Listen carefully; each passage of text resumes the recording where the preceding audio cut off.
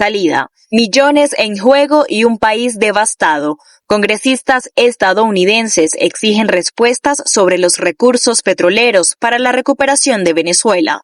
Del rescate al reconocimiento, Bukele honra a los salvadoreños que auxiliaron a Venezuela en su peor tragedia. Cada día trae nuevos acontecimientos que transforman el panorama de Venezuela. Aquí analizamos las noticias más importantes con profundidad, contexto y responsabilidad. Este jueves 30 de julio, los invitamos, como siempre, a revisar juntos los temas que están marcando la agenda nacional e internacional. Soy Génesis Pérez, comencemos.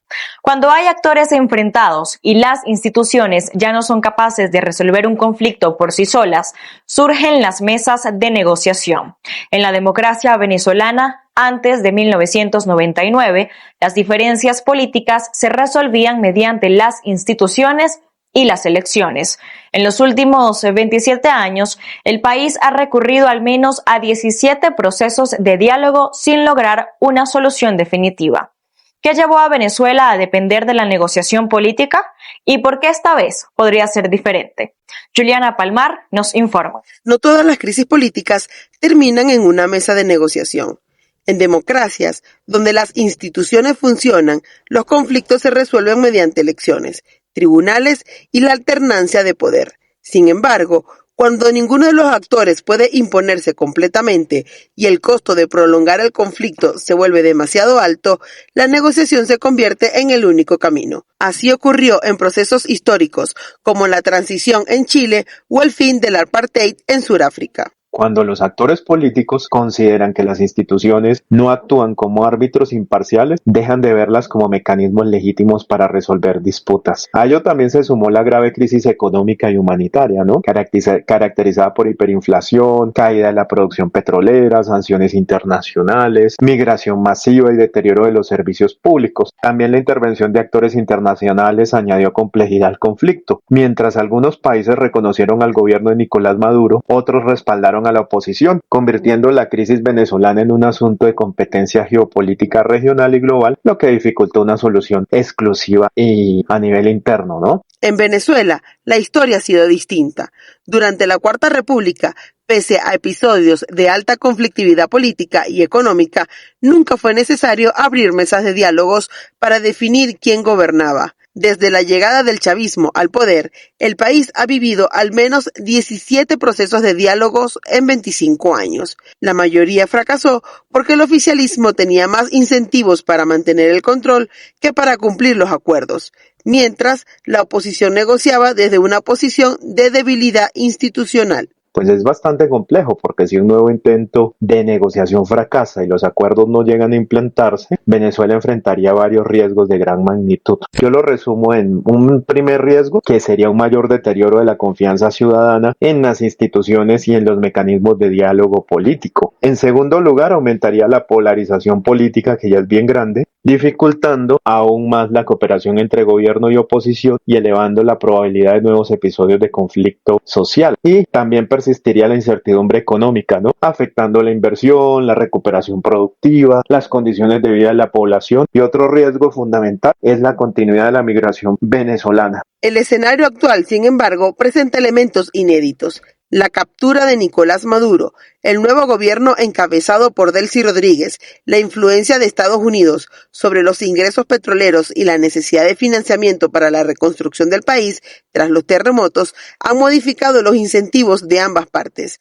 La incógnita ahora es si por primera vez existen las condiciones para que la negociación deje de ser un mecanismo para administrar el conflicto y se convierta en una herramienta para resolverlo.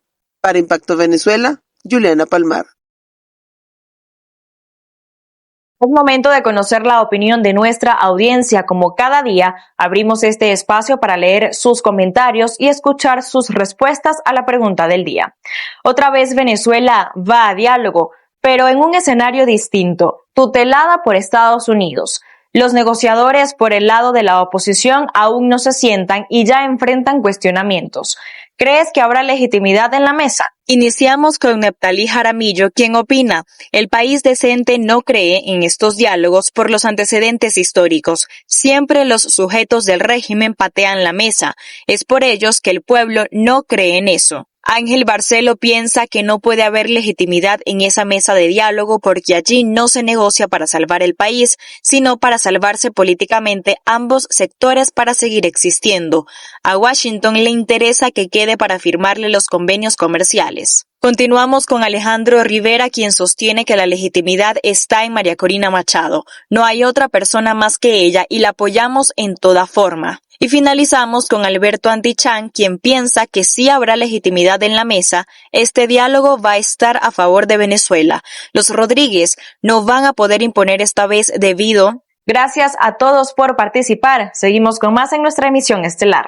Una reforma a un poder judicial defectuoso que ha originado terrorismo de Estado es esencial si se quiere una verdadera transición en el país.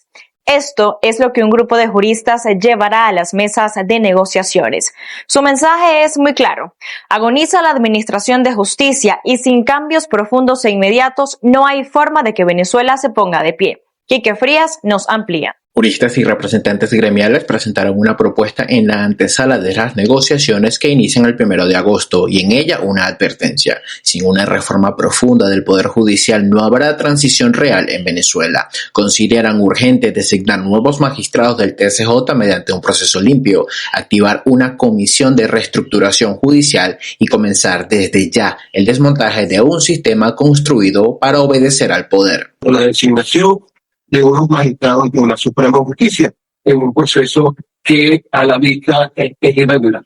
Esta propuesta que está haciendo la oficina parlamentaria de este servidor no es mía. Es una propuesta que es el resultado de un trabajo realizado durante años.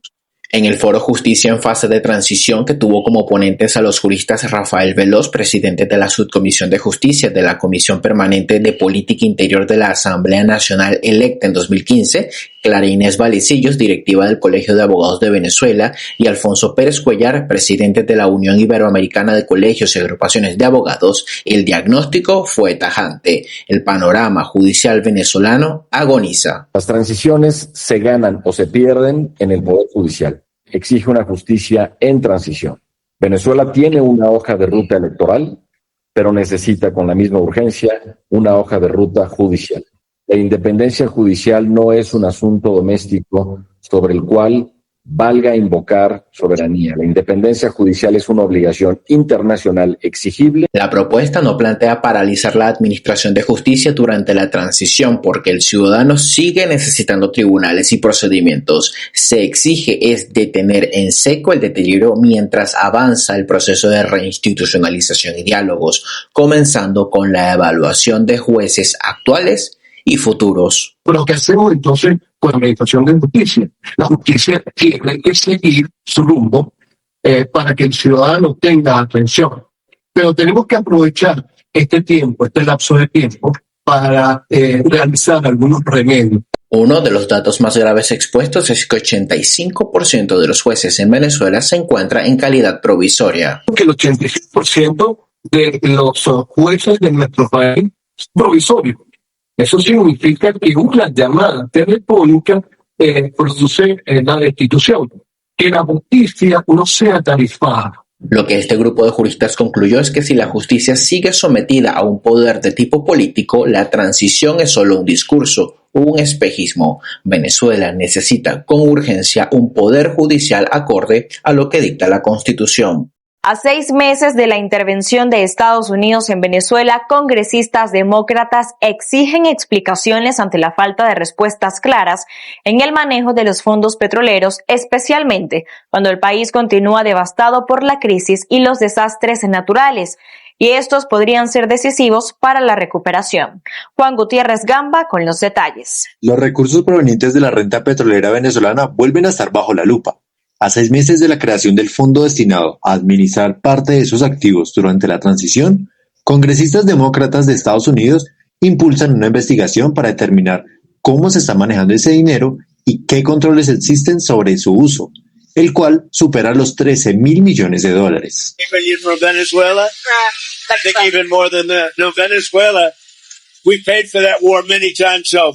La iniciativa fue promovida por los legisladores demócratas Tim Kaine, Chris Van Hollen, Joaquín Castro y Sean Casten. que piden información sobre la administración del fondo, los mecanismos de supervisión, las auditorías realizadas y la forma en que se autorizan los desembolsos. El debate gira en torno a la transparencia en la que se administra un patrimonio que pertenece a los venezolanos y que podría ser determinante para la recuperación del país. Puedo confirmar que esta revisión comenzó recientemente y ya se encuentra en curso. Por el momento no tenemos información sobre la metodología o el calendario del informe. La investigación coincide con un momento clave. El próximo 1 de agosto está prevista una nueva ronda de negociaciones entre representantes del gobierno interino y un grupo de parlamentarios opositores, con el acompañamiento de Estados Unidos. En ese escenario, el manejo de los recursos petroleros adquiere un peso adicional, porque cualquier cuestionamiento sobre su administración puede influir en la credibilidad del proceso político y en la confianza de los actores internacionales que lo respaldan. Si Donald Trump y su administración sigue imponiendo las reglas de juego político en el país, nosotros no estamos hablando ni de transparencia, ni en el diálogo, y mucho menos va a haber transparencia en el manejo de los recursos económicos del país. La renta petrolera se maneja entre sombras mientras el país continúa en ruinas. Por ahora, la investigación busca establecer si los controles existentes son suficientes o si hacen falta nuevos mecanismos de supervisión. Es obligatorio administrar con transparencia los recursos públicos, especialmente cuando están llamados a financiar la reconstrucción económica de Venezuela. Subsidios, créditos a 25 años y miles de familias que lo perdieron todo. El nuevo plan de vivienda anunciado por la encargada de la presidencia, Delcy Rodríguez, promete aliviar la emergencia, pero también abre la incertidumbre sobre si realmente será una solución para los afectados o se convertirá en una carga más. El reporte con María José Prado. Los créditos anunciados por Delcy Rodríguez realmente pueden resolver la crisis habitacional que dejaron los terremotos. El gobierno promete subsidiar hasta 80% del valor de viviendas de hasta $70,000 y financiar el 20% restante a 25 años con la banca pública y privada. Para inmuebles entre $70,000 y $100,000, el subsidio baja a 50%, pero el anuncio deja más preguntas que respuestas. No se explicó cómo será el proceso para acceder a sus préstamos, cuáles serán los requisitos, las tasas de interés o qué pasará con las familias que hoy perdieron su vivienda, sus ingresos y buena parte de su patrimonio. Estaremos realizando el registro único de vivienda para conocer a detalle, la situación de cada una de las personas que está en el campamento relacionado a su hogar. De igual manera, ya la banca pública y privada está culminando los detalles para dar inicio a la cartera hipotecaria con un subsidio de hasta el 80% para personas que fueron igualmente afectadas en el doble terremoto en sus viviendas. Aunque el financiamiento sea a 25 años, los afectados tendrían que asumir una deuda en medio de una economía golpeada y después de perderlo prácticamente todo. El balance oficial habla de al menos 5.546 fallecidos, 16.740 heridos y cerca de 18.000 personas que quedaron sin vivienda. Además, 856 edificios sufrieron daños y 190 colapsaron por completo. A eso se suma que el Banco Mundial calculó pérdidas físicas directas por $19.600 millones y advirtió que una reconstrucción lenta podría frenar la recuperación económica del país durante la próxima década. En el caso de que si puede existir viabilidad o no, definitivamente esta es relativa, porque el subsidio ayuda de buenas a primeras porque baja la cuota inicial y posiblemente la tasa, pero el reto grande de verdad es el ingreso, porque justamente son familias que se perdieron la casa y también la fuente de ingreso. Obviamente pedir una deuda de 25 años es asumir un compromiso no solamente muy largo, sino con una capacidad de pago incierta, y eso es la clave de todo esto que está anunciándose hoy en día. El crédito solo es viable si va acompañado de dos cosas. La primera, para mí, es una reactivación económica local que recuperen el empleo y que estas personas puedan generar esos ingresos de forma ordinaria. Y dos, que las cuotas realmente ajustadas a lo que pueden pagar hoy, no a lo que ganaban antes del desastre, y eso también es muy importante. El Ejecutivo ya adjudicó las primeras 240 viviendas, asegura que entregará 4.000 antes de diciembre y que en 2027 espera superar las 10.000 entre nuevas construcciones, recuperación de edificios inconclusos y compras en el mercado secundario. También anunció que los propietarios conservarán sus derechos sobre los terrenos donde estaban sus apartamentos y que el Tribunal Supremo de Justicia creará una jurisdicción especial para atender los conflictos de propiedad e identidad derivados de la tragedia. Sin embargo, más allá de las metas anunciadas, el éxito del plan dependerá de si existen reglas claras para acceder a los créditos y de que las familias realmente tengan capacidad para asumir una deuda de largo plazo después del desastre. La Fiscalía de Bolivia ordenó la detención del expresidente socialista Evo Morales, al que investiga por supuestamente liderar las recientes protestas contra el gobierno que paralizaron al país por más de 50 días, informó la institución. La investigación fiscal contra Morales parte de una denuncia hecha a inicios de julio por el Comité Cívico Pro Santa Cruz por los presuntos delitos de terrorismo y alzamiento armado. A la denuncia después se sumó el Ministerio de Gobierno. Veamos. Acá es defender la soberanía. La Fiscalía de Bolivia ordenó el miércoles la detención del expresidente socialista Evo Morales, al que investiga por supuestamente liderar las recientes protestas contra el gobierno que paralizaron el país por más de 50 días. La investigación fiscal contra Morales parte de una denuncia hecha a inicios de julio por el Comité Cívico Pro Santa Cruz por los presuntos delitos de terrorismo y alzamiento armado. Este comité es una agrupación de empresarios y líderes civiles. A la denuncia después se sumó el Ministerio de Gobierno. Durante las protestas registradas entre mayo y junio, el presidente centroderechista Rodrigo Paz denunció un intento de alterar el orden democrático por parte de narcoterroristas y acusó a Morales de estar detrás de las medidas de presión. Durante las jornadas de protestas, Morales señaló en una entrevista con la AFP que el país andino vivía una rebelión contra un gobierno sometido a Estados Unidos. El exmandatario de 66 años denunció una persecución en su cuenta de X al señalar que buscaban responsabilizarlos a él y su movimiento de las movilizaciones sociales para ocultar el verdadero drama que vive Bolivia, una profunda crisis económica y social. Esta es la segunda orden de captura vigente contra Morales, que está prófugo desde octubre de 2024. La policía ya lo buscaba por una acusación de presunta trata de una menor, con la que Morales habría tenido una hija cuando era presidente, un caso que él rechaza y denuncia como persecución. El expresidente boliviano se encuentra en la zona cocalera del Chapare, protegido por campesinos que montan guardias permanentes para evitar una incursión policial.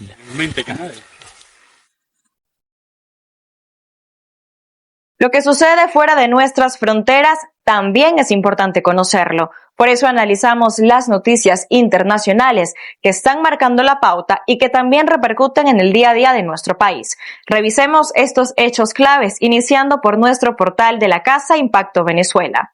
Nayib Bukele condecoró a más de 400 rescatistas salvadoreños que participaron en las labores humanitarias tras los sismos en Venezuela. El presidente de El Salvador, Nayib Bukele, condecoró a 452 rescatistas de su país que participaron en las labores humanitarias en Venezuela tras los terremotos del 24 de junio. El operativo incluyó además 170 toneladas de ayuda humanitaria, un hospital de campaña con 3.200 atenciones médicas y 1.100 veterinarias. La ceremonia reunió a integrantes de Protección Civil, la Fuerza Armada, la Policía Nacional Civil, el Ministerio de Salud, los bomberos, además de voluntarios de Cruz Roja, Cruz Verde y comandos de salvamento. Bukele agradeció la presencia de sus familias y resaltó el sacrificio de quienes permanecieron hasta un mes fuera del país para asistir a la población venezolana. Gustavo Petro podría pedir asilo en otro país para evadir investigaciones en su contra. La gerente del Fondo Nacional de Adaptación, Angie Rodríguez, afirmó que el presidente de Colombia, Gustavo Petro, buscaría asilo en otro país una vez que entregue el próximo 7 de agosto. Sin embargo, Rodríguez sostuvo que aun si el jefe de Estado obtuviera protección diplomática, las denuncias penales en su contra seguirían su curso. La declaración se produjo en medio de una ofensiva judicial con el mandatario saliente que incluye acusaciones por peculado, tráfico de influencias, constreñimiento, injuria y calumnia. Niños migrantes en Estados Unidos están en riesgo al vencer el servicio que les proporcionaba defensa desde el 2003. A partir de este viernes, miles de menores migrantes en Estados Unidos, desde bebés hasta adolescentes, corren el riesgo de perder la asistencia de abogados que les han apoyado por años en sus casos. Ese día expiran los contratos que habían sido financiados desde 2003 por el Departamento de Salud y Servicios Humanos para apoyar a una red nacional de 100 organizaciones que brindan servicios legales a niños no acompañados que llegaron sin sus padres o representantes legales o que están en custodia migratoria. Con esto finalizamos nuestro recorrido por las noticias más importantes del día. Gracias por confiar en nuestro trabajo. Nuestro compromiso es mantenerlos informados y estaremos atentos a la evolución de cada historia para ofrecerles información con equilibrio, contexto y compromiso. Gracias por acompañarnos. Hasta la próxima.